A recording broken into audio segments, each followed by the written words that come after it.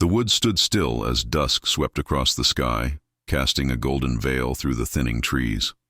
Maya, a white single mother in her early 30s, walked quietly along the trail beside her 8-year-old son, Noah, his small hand clutched hers while their boots crunched over leaves dampened by yesterday's rain. These walks had become their daily ritual after school, a way to breathe, to escape the noise of their modest life. The scent of pine and moss hung in the air as the forest whispered around them. Noah tugged free, bounding ahead with a burst of energy, his school backpack bouncing on his shoulders. "Mama, look!" he shouted, pointing to a strange root arched above the ground like a creature frozen in sleep. Before she could answer, he stumbled. A sharp cry burst from his lips as he hit the ground. Maya hurried to him. "Are you okay, sweetheart?" But before Noah could respond, a sound split the stillness, soft, broken, and utterly out of place. "Water, please." Maya froze. Her eyes darted around the quiet woods. Nothing moved, no one in sight. The wind rustled the trees above, and yet that voice hadn't come from above. It had come from below. "You heard that?" she asked. Noah nodded, eyes wide. Instinct took over. Maya dropped to her knees and pushed away the wet leaves where Noah had fallen. Her hands scraped across dirt and rock. Then something cold. Metal. She brushed more aside. A rusted vent, no larger than a shoebox, lay embedded beneath the roots, nearly hidden by the earth. She leaned in. "Hello?" she called. No response. Then, just barely, a weak groan. Maya grabbed the small water bottle from her backpack, unscrewed the cap, and poured a thin stream through the vent. Gulping, coughing. Someone was alive down there. "We'll get you out," she said, not to reassure him, but herself. With no shovel, no tools, just raw desperation, she began to dig. Her fingers clawed at the ground until her nails cracked. Blood lined her palms. Noah stood close, silent and watchful, handing her a stick when her hands failed. Minute by minute, inch by inch, the forest floor gave way. Finally, beneath the web of twisted roots and soil, she uncovered something, a hatch, old, rusted, and sealed shut. Maya wedged her fingers beneath the edge. She pulled with everything she had. It didn't budge. She grit her teeth. "Come on," she whispered, tears welling. "Come on." Then, a creak. The metal shifted, then gave way with a jarring groan. A rush of fetid air escaped, thick and rancid. Maya gagged but didn't stop. She peered into the darkness. A man lay inside, barely conscious. His clothes were shredded, his skin smeared with mud and dried blood. He tried to lift himself but collapsed back with a broken sound. Maya reached in, hand trembling. "Give me your hand," she said. "Please, you've made it this far." His fingers twitched. Slowly, he raised his arm. Maya braced herself, gripped his hand tight, and pulled with every ounce of strength. His body rose from the earth like something out of a nightmare, or a resurrection. When he finally collapsed on the forest floor beside her, his breath came in short, ragged gasps. His face was gaunt, streaked with dirt.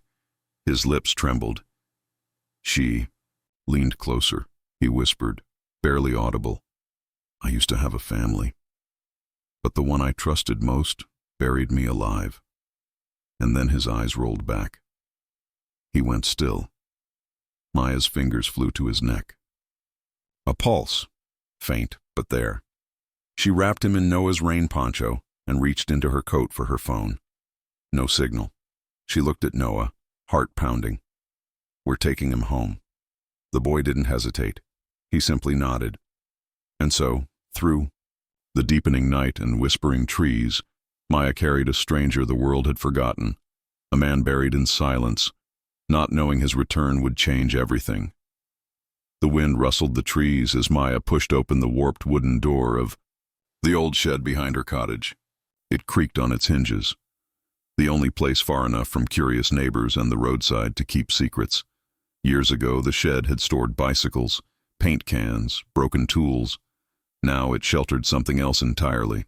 A man the world believed was gone. She had laid him on an old camp cot, wrapped in every spare quilt she could find. He hadn't stirred since collapsing outside the forest.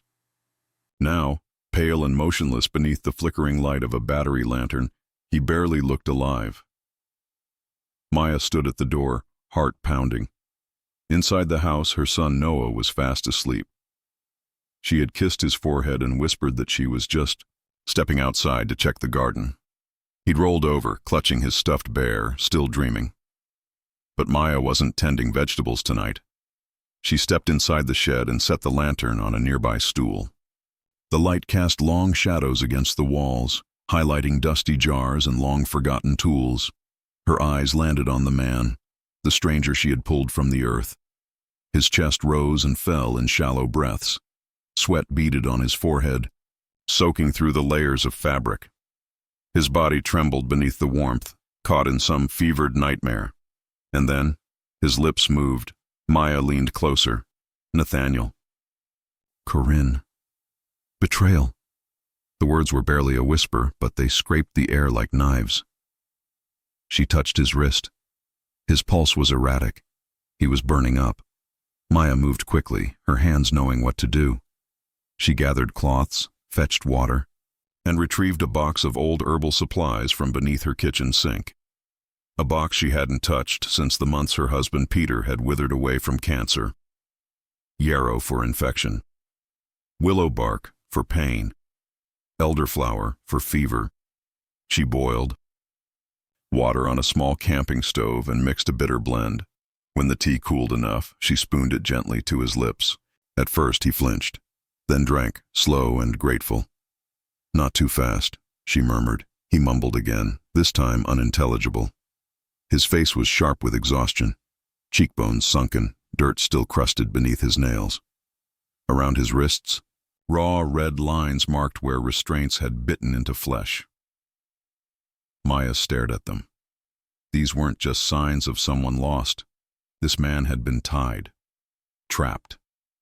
Someone had meant for him not to be found. Later that night, she returned to the shed with a small bowl of broth, nothing fancy, just carrots, noodles, and salt. He was too weak to feed himself, so she sat beside him, holding the spoon to his lips, one slow sip at a time. He said nothing, but his eyes, glassy and bruised, opened at last. They met hers, not with fear, but with something deeper. Disbelief. Gratitude. You don't have to talk, she said gently. Just rest. That's all that matters right now. Outside, wind howled softly. A branch tapped against the shed's tiny window. A rhythmic knock, like a warning. Maya's breath caught. She was hiding a man no one knew, a man whose name she didn't even have. She had lied to her son, broken every rule of common sense. But something about the words he'd whispered, the names, gnawed at her. Who were Nathaniel and Corinne? Family? Friends? Enemies? That night, she checked on Noah, kissed him once more, and slipped quietly back into the shed. She stayed curled in a chair beside the cot, dozing lightly, always listening. Around midnight, the man stirred again. His voice cracked through the quiet. They think I'm dead. Maya sat upright. Who? His eyes fluttered open. Briefly, I'm meeting hers. The ones I trusted. Then he drifted back into unconsciousness. Maya didn't sleep again that night. His words echoed through the cold darkness. This wasn't an accident. Someone had gone to terrifying lengths to make this man vanish. He wasn't just lost, he had been erased, and somehow, by chance or fate, she had pulled him back from the grave. The sun was just beginning to rise when the man opened his eyes again. Maya had just replaced the damp compress on his forehead, her hands careful and steady. She froze when she saw his eyelids flutter. His lips, dry and cracked, parted slightly. Water, he rasped. Maya moved quickly, sliding an arm behind his shoulders to help him sit up. His body trembled, thin with weakness, but he didn't resist. She held a chipped ceramic cup to his mouth and let the cool water touch his lips. He sipped, coughed, then drank more. The clarity returned slowly to his eyes. They searched the dim, Shed, unfocused at first, until they found hers. "You're safe," Maya said softly. "You're with me now. I found you. In the woods. You were buried. Do you remember?" He blinked slowly as though the words took a moment to reach him. Then, barely perceptible, he nodded. I should be dead," he whispered. Maya swallowed. Hard. "Can you tell me what happened? Only if you're able." The man leaned back against the blankets she'd stacked behind him. His breathing was still shallow, but the fog around him began to lift. "I was a CEO," he began, voice ragged. "We built clinics in rural areas, worked with nonprofits, tried to change things, make healthcare fair." Maya listened, unmoving. Her hands folded tightly in her lap. "My name was Edward Mallory. My wife, Corinne, she was everything I thought I wanted. Elegant, smart. And my best friend, Nathaniel, he was our CFO. We grew the company together. I trusted him like a brother." His jaw clenched. "One night I came home early from a board meeting. The house was quiet. I went upstairs." His voice faltered. "I heard them, laughing, whispering." He looked at Maya. The pain in his eyes was raw, almost too much to witness. I didn't want to believe it. But when I opened the door, there was nothing left to doubt. Corinne and Nathaniel. Together. Maya's chest tightened. She imagined the heartbreak, the disbelief. They didn't deny it. They admitted everything. Said they'd been planning it for months. Corinne wanted control of the estate. Nathaniel wanted the company.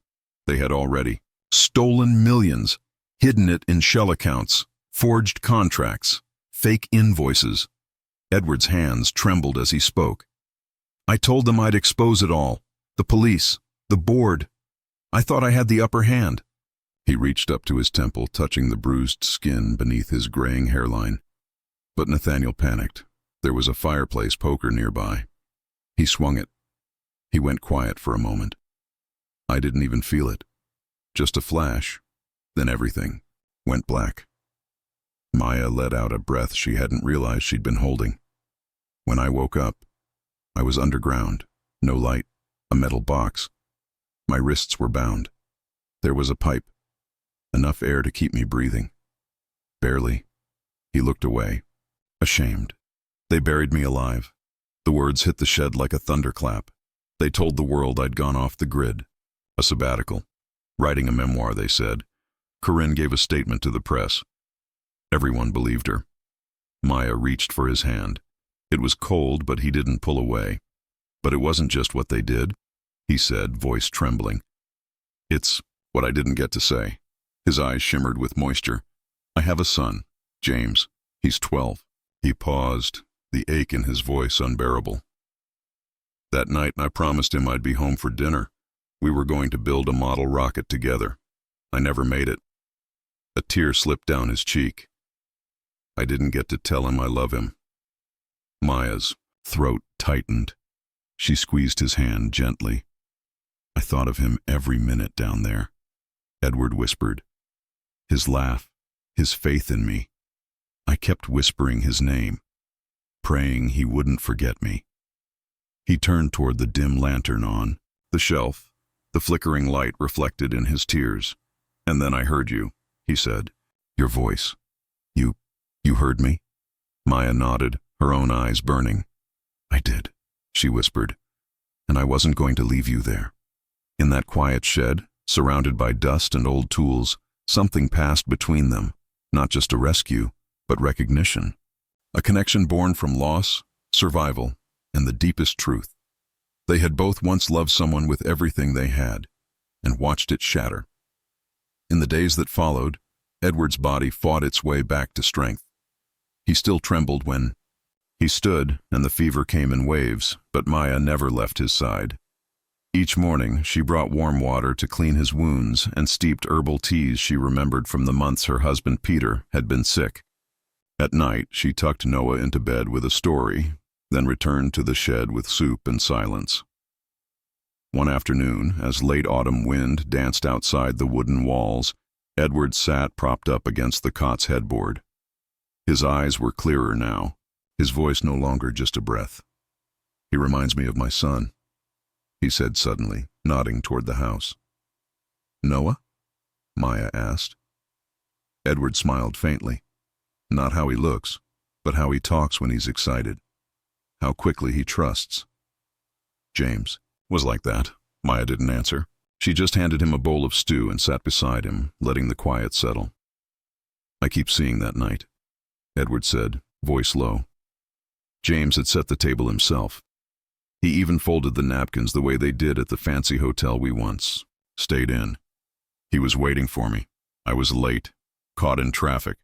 His hands tightened around the bowl. I called to say I'd be home soon. He was excited. He said, "Don't forget the glue for the rocket." That was our project. Just the two of us. He looked down. I never came home. Maya's throat tightened. She didn't move, didn't speak, just listened.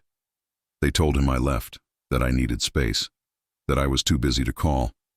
I don't know what lies Corinne spun, but I do know what he must have felt. Abandoned. Forgotten. Edward's voice cracked. In that box, in that darkness, it wasn't rage that kept me alive. It was James. I whispered his name over and over. Not out of hope, but out of guilt.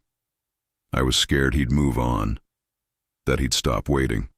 A single tear slid down his cheek. I wanted him to know I didn't choose to leave.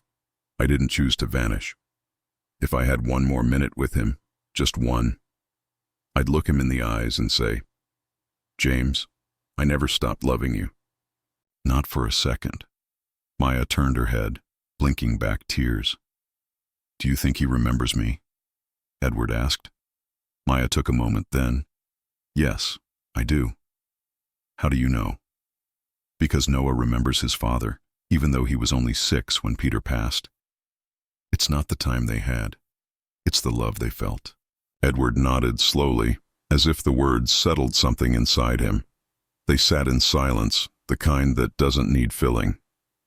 That night, when Maya returned from checking on Noah, she found Edward awake and sitting upright, staring at the wooden walls around him. "I can't stay hidden forever," he said. "No," Maya replied gently, "but you don't have to rush. Heal first, one step at a time." "I don't even know what's left," he murmured. "My company, my name, my son." "You still have a voice," she said, "and you're not alone." For the first time, Edward reached for her hand, not out of desperation, but connection. His fingers wrapped around hers, not tight, but steady. That night, as the wind howled through the trees and rain tapped softly on the shed roof, Maya stayed longer than usual. She didn't speak. She didn't try to solve anything. She just stayed. And in that stillness, Edward allowed himself one fragile thought he hadn't dared believe since waking in the dirt. Maybe, just maybe, this wasn't the end of his story. The wind had changed. The mornings were colder now, and frost crept along the edges of the shed's windows. But inside, something warmer had begun to grow. Edward's strength returned in pieces, a few minutes upright, a steady breath, a clear sentence. The fever faded. The color in his cheeks deepened. His hands, though still marked by healing bruises, no longer trembled when he reached for a spoon. Maya brought breakfast each morning: toast, eggs, strong coffee in a ceramic mug chipped on one side. Edward began eating on his own. When she returned one afternoon, she found him sitting at the small desk she had dragged in from the garage, holding a pen, scratching words into a notebook. "I need to remember it all," he said. "Every detail, before it fades." That evening, Maya folded laundry in the living room while Noah played with his red toy fire truck, zooming it along the floor, his laughter echoing off the walls. A moment later, she heard a sharp clack. "Ugh," Noah muttered. The wheel came off again. Before Maya could speak, a voice behind her spoke softly. "May I take a look?" She turned. Edward stood in the doorway, still pale, still thin, but standing, balanced, steady. He wore one of Peter's old jackets and had trimmed his beard that morning. Noah looked up, surprised but curious. Maya nodded. Edward knelt down, slowly examining the broken toy. Looks like the axle's loose. Do you mind if I fix it? Noah watched as Edward carefully turned the truck over, took a tiny screwdriver from the kitchen drawer, and clicked the wheel back into place with practiced precision. There you go, Edward said, handing it back. Noah's face lit up. Thanks, Uncle Ed. Maya blinked. The words came so easily, so naturally. That night, after Noah fell asleep, Maya went to the kitchen to make tea. When she returned to the living room, she paused. On the sewing table beside the window sat Noah's old jacket, the one with the torn shoulder she had meant to throw away. The rip was gone. She stepped closer. The stitching was clean, even, nearly invisible. You sewed this? She asked. Edward looked up from his tea. I did. My mother taught me when I was young. She said real men should know how to fix what matters. Maya smiled faintly. Why? That jacket? He shrugged. Because Noah likes it. And because some things can still be repaired. She sat down beside him. He likes you, you know, she said. Edward stared into his cup. I'm afraid of that. Why? Because I'm still not sure I deserve it. You don't have to deserve it. You just have to show up. Dinner that evening was quiet but warm. Chicken stew, crusty bread, and Noah's endless stories about school. Edward listened with patience. He even laughed, a real laugh, faint but unmistakable. Maya watched the two of them from across the table, a man who had been buried and a boy who still believed in heroes. Her heart ached in a way it hadn't for years. Not with grief, with hope. After Noah went to bed, Edward lingered at the table. The dishes sat untouched between them. Thank you, he said. For what? Maya asked. For being here, for caring. For not asking me to leave. She hesitated, then spoke softly. My husband, he had cancer. 6 months from the first symptom to the last breath. I cared for him every day, fed him, held his hand through the pain. Edward didn't interrupt. I watched the man I loved fade away, but he never had to face it alone. I promised myself, no one else should either. Her eyes glistened. That's why I didn't leave you in that forest, Edward. That's why I stayed. He reached across the table, brushing her hand. Not romantic, just human. Real. Honest. I would have died in that hole, he whispered. But I didn't. Because you listened. Maya nodded, her voice low. And because you wanted to live. In that quiet space between grief and recovery, something unspoken began to bloom. Not love, not yet, but something just as powerful. The realization that two broken people could help each other heal. By the third week, Edward no longer needed help to stand. His walks had started as short laps inside the shed, using a broom handle as a cane. But soon he was pacing longer stretches, back and forth, notebook in hand, eyes sharp with purpose. Maya watched the change. The pain hadn't left him, but it had found direction.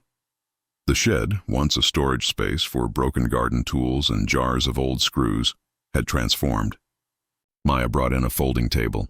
Edward pinned papers to the wall, receipts, rough timelines, names scrawled in quick, urgent handwriting. Beside them, a corkboard displayed connections, accounts, travel records, whispers of betrayal traced in red string and yellow pushpins. You're building a case, Maya said one evening, setting down a plate of toast beside him. I'm rebuilding the truth, he replied. Before they bury it again, she stepped beside him. Can I help? Edward pointed to a list of names. There was one man I trusted, Daniel Heller. He handled our private accounts. If he's still working at Nord Bank, he might have access to files I can't reach. I'll find him, Maya said.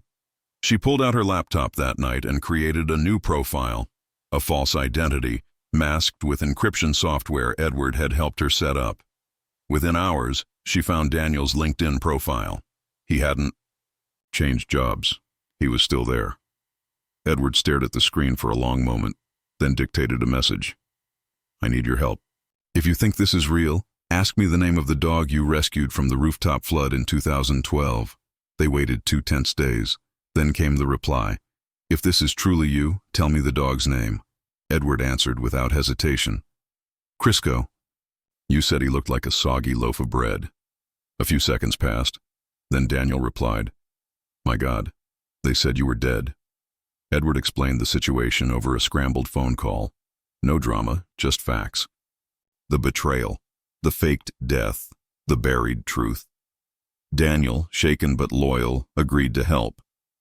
What he found was worse than either of them expected. 12 private accounts in Edward's name had been emptied within 3 months of his disappearance. Millions gone. The funds had been routed through offshore holdings across Gibraltar, Dubai, the Cayman Islands. The signatures used were flawless, too flawless. They digitally forged your handwriting, Daniel said. Probably from scanned, legal forms. There has to be a trail, Edward insisted. There's a flicker, Daniel replied. A few timestamps don't align. One of the signatures is dated 2 weeks after your sabbatical was announced. You were already missing by then. That's all I need, Edward said. A crack in the story. Together, he and Maya printed every file. They highlighted mismatched dates. They compared known travel records with suspicious transfers. On one document, Edward pointed out something strange. A compliance signature from Anne, his old assistant. She was always loyal, he said. She wouldn't have approved anything, unless she was forced to. Maya placed her hand on his shoulder. What do you want to do next? He looked up at the wall, at the mess of paper, wires, and quiet rage. I want to confront them, but not with doubt, with evidence, all of it. Maya leaned forward, her voice steady. Then we set a trap. He nodded. In the following days, they staged everything with precision. Edward created a fake identity, Thomas Adler, a reclusive European investor working through a private firm. Using a voice filter and foreign address, he reached out to Anne. He claimed to need a verification of a signature on one of Edward's old trust documents. Anne took the bait. Her voice trembled as she answered, It's all on file. I handled the notarized documents myself. Mr. Mallory always authorized those things. Maya watched as Edward's fingers tightened around the phone. He ended the call and played it back twice. Then he looked at Maya, calm but unshaken. They buried me alive, he said. Now I'll unearth every secret they used to keep me there. Maya placed her hand on his. You're not alone anymore, Edward. He didn't look away from the corkboard. His jaw clenched. I know, and that's why I'll win this time. The shed no longer looked like a place for healing. It had become a command center. Maps, files, burner phones, and a printer humming late into the night. Edward stood at the desk in Peter's old cardigan, eyes sharp, voice low. This won't be about revenge, he told Maya. It's about exposing the truth, no matter how careful they were. Maya nodded. We just have to get them talking. That's when the real trap took shape. Under his alias as Thomas Adler, Edward contacted Emil Kraus, the estate attorney who had once managed his personal finances and was now conveniently handling the offshore portfolios Corinne and Nathaniel had stolen. A meeting was set. Zurich. 1 week later, Edward shaved his beard just enough to age himself gracefully. His hair was combed back, glasses borrowed from a thrift store, a suit tailored loose. His limp was real, his voice filtered. He arrived at a rented law office posing as the aging European financier. Emil, sleek in his gray tailored suit, greeted him with a handshake. Mr. Adler, Emil said. Welcome. We've heard great things. I've heard you are very discreet, Edward replied, his accent practiced but not exaggerated. Especially with sensitive assets. As they spoke, Edward's eyes moved past the desk to a framed photo. Corinne, smiling, still using his last name. Emil, unaware of the trap, laid out details about new trusts, shell companies, and discreet transfers. Edward nodded, speaking little, but every word was recorded. Back in the States, Maya played her role. From a new anonymous forum account, she began posting cryptic comments on financial websites. Rumor, Edward Mallory's not dead. Certain assets being quietly challenged. Within hours, screenshots of her posts went viral. Some were deleted by moderators, but not before they spread. The whispers hit their target. Corinne emailed Nathaniel just 4 days later. Maya intercepted the message. Have you heard? I don't know how, but someone knows. If he's alive, we're done. We need to end this fast. But it was already too late. Daniel had dug up even more evidence. Email threads, payment logs, even a voice message from George, Edward's former driver, who had secretly recorded Corinne and Nathaniel discussing how to make sure Edward never comes back. Maya printed everything. The last file was the most damning, a signature authorizing a wire transfer dated after Edward's supposed disappearance. Edward held the sheet in his hands, his fingers steady. This is it, he said. We still need a setting, Maya replied. Something they can't escape. Edward looked down at the Fallenstein Foundation invitation template, a half-finished concept from the charity he'd once planned with Corinne. Then let's give them what they wanted, he said. A gala. The invitation was printed on thick cream cardstock. You are cordially invited to a private gala in memory of Edward Mallory, celebrating his legacy in global health care. The location? The very conference room where Corinne and Nathaniel had laughed as they signed away his name. The night was set. Candles, champagne, a hired quartet. Old business partners, distant friends, and eager media members were invited under the pretense of honoring the man they thought was gone forever. Edward stood in the back, watching from the shadows. He adjusted his cuff, took one last breath, and waited. The lights dimmed. A soft hush fell over the room, followed by the smooth notes of a string quartet playing in the background.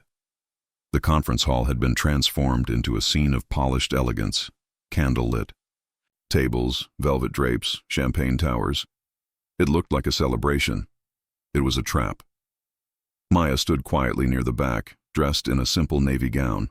Her eyes scanned the room, never straying far from the stage. She clutched a small flash drive inside her clutch, the kind of device that could change everything. Nathaniel arrived first.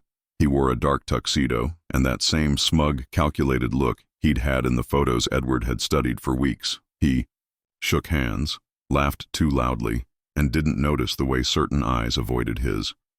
Corinne followed shortly after. She was stunning in a fitted black gown, her diamond earrings catching the light with every graceful turn of her head. She greeted donors and reporters effortlessly, her voice light, her smile hollow. Neither of them knew what was coming. The host took the stage. Ladies and gentlemen, before we begin the evening's speeches, we'd like to share a tribute, a short film celebrating the life and work of Edward Mallory. The projector buzzed to life. At first, the screen showed only trees, thick, quiet forest. Then came the image of a dirt-covered hatch being wrenched open, and Edward, bloody and dazed, crawling out of the earth. Gasps echoed across the room. Then came the voiceover. Edward's actual words, recorded in the shed. They buried me alive, not by accident, by betrayal. On screen, a rapid montage followed, voice recordings, emails, screenshots of forged signatures, financial transfers, and finally, a distorted audio clip of Corinne's voice. Once, he's in the ground, it's all ours. Laughter, Nathaniel's laugh, clear and unmistakable. The final clip showed the fake gala invite, cross-faded with the real one, followed by a line in bold letters. The truth is no longer buried. Silence. Then, footsteps echoed from the back of the room. Edward stepped onto the stage. Alive, whole, unbroken, he wore a slate gray suit. No tie, no grand flourish, just presence. Corinne's champagne glass slipped from her hand and shattered. Nathaniel's jaw locked. His eyes darted toward the exit. The room stared in frozen shock. Good evening, Edward said, calm and clear.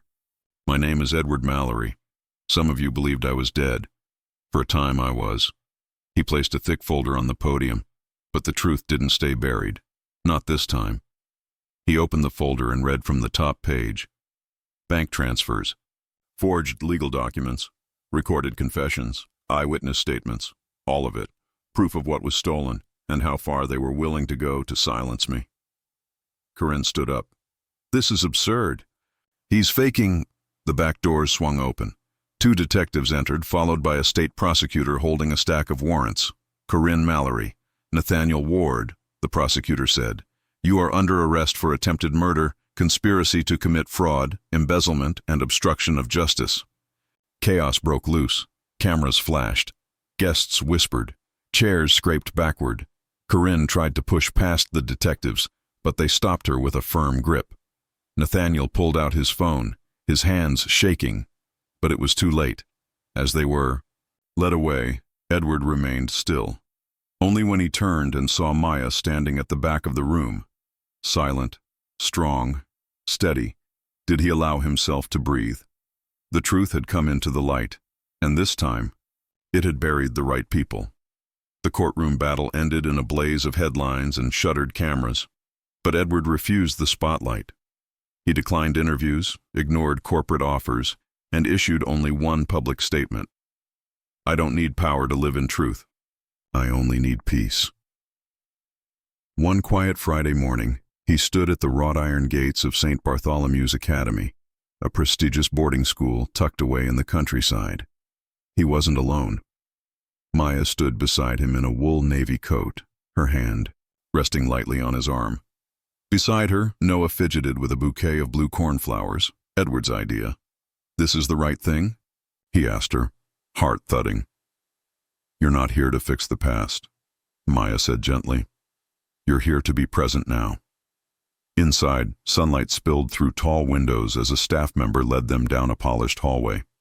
The walls were lined with portraits of alumni and glass trophy cases. At the far end, near the library fireplace, a boy sat reading with his head bowed, brown hair, hunched shoulders, a backpack still slung over one arm. The staff member whispered, "That's James." Then she stepped away to give them space. Edward stood frozen. His legs trembled harder than they had in court. He took one step, then another. When the boy looked up, there was no recognition at first, just confusion. Then his book dropped to the floor. "Dad?" The word cracked like a match in silence. Edward nodded, kneeling slowly. "It's me, James." The boy didn't move. Then, as if something inside him broke loose, he ran forward and threw his arms around his father. They collapsed into a tangle, Edward's arms around his son, James clutching the lapels of his father's coat like he might disappear again if he let go. "They said you were dead," James sobbed. "They told me you were gone." "I tried," Edward whispered. "I tried so hard to come home. Every second I stayed alive, I was trying to reach you." Tears rolled down James's cheeks, soaking into Edward's collar. "I waited," James cried. "Every night." Edward pulled back enough to look his son in the eyes. "I'm sorry I missed dinner that night. I'm sorry I wasn't there when you needed me. But I promise you, I never gave up on you. Not once." James couldn't respond. He just held tighter. A few feet away, Noah whispered, "Is that his son?" Maya nodded, her eyes brimming with quiet tears. James came home with them that weekend. It was supposed to be temporary, just a short break from school. But one weekend became 2, then 4. No one questioned it. James and Noah bonded instantly. They raced bicycles down the gravel path behind Maya's house. They built a treehouse in the backyard. At night, they told ghost stories with flashlights under blankets, laughter spilling through the hallways. Edward cooked dinner again. He mended broken fence posts, helped Noah with math homework, and spent hours sitting beside James on the porch just listening. He didn't push. He didn't preach. He just showed up every day, the way he had always promised.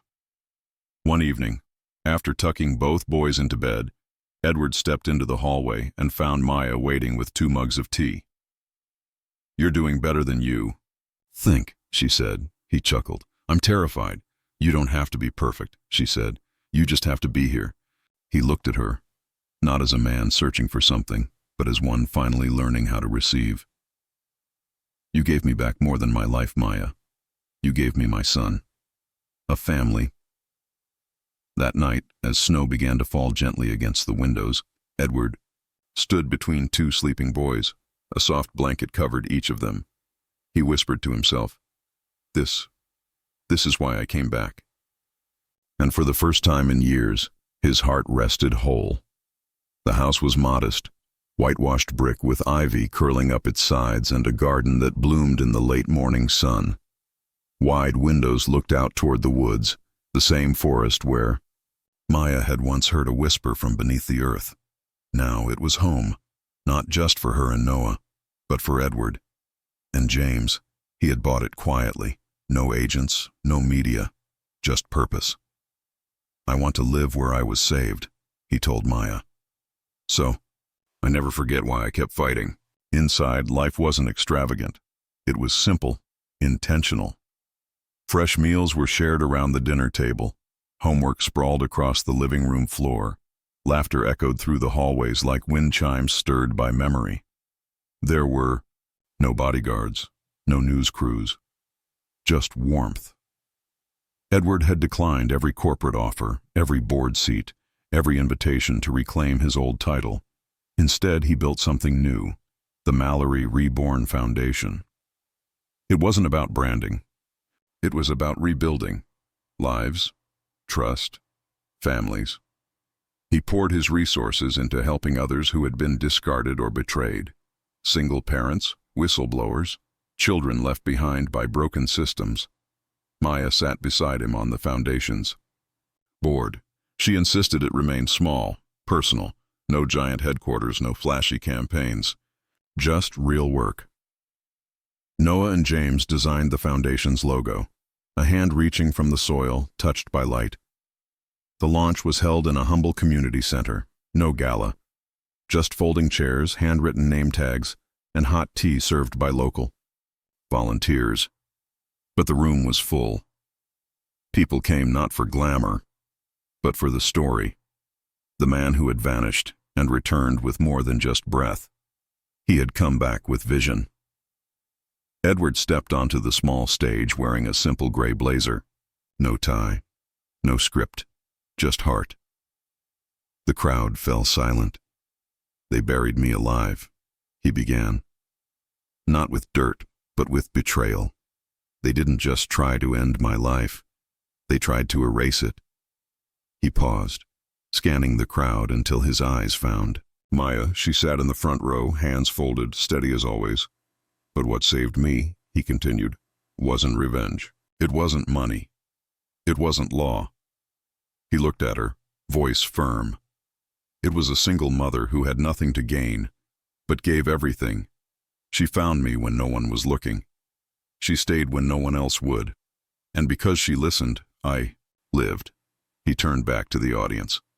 "So now, every breath I take belongs to this purpose, to be that light for someone else, to reach into the silence, and to answer." Applause rose, not thunderous, but sincere. That night, back at home, Edward stood at the kitchen stove while Maya lit candles on the table. James arranged forks and napkins. Noah carried glasses of juice with both hands like they were treasure. They sat down together. 4 people who had no reason to find each other, and every reason to stay. After dinner, Edward pulled a deck of cards from the drawer. They played until the boys yawned. Maya tucked Noah in. Edward kissed James goodnight. Later they stood side by side at the doorway between the rooms, watching, just watching. "They're safe now," Maya whispered. "They are," Edward said. He looked at her, emotion steady in his chest. "You didn't just give me a second chance. You gave me a future." Maya smiled softly. "And you showed me that healing doesn't mean going back. It means building something better." As snow flurried softly outside, the lights inside the house glowed warm. A framed photo sat on the wall, unposed, imperfect, real. 4 smiles, arms wrapped around one another, not bound by blood, but by choice. In that small, glowing home at the edge of the forest, no one was alone anymore. And that, above all, was the life they had chosen to reclaim, together.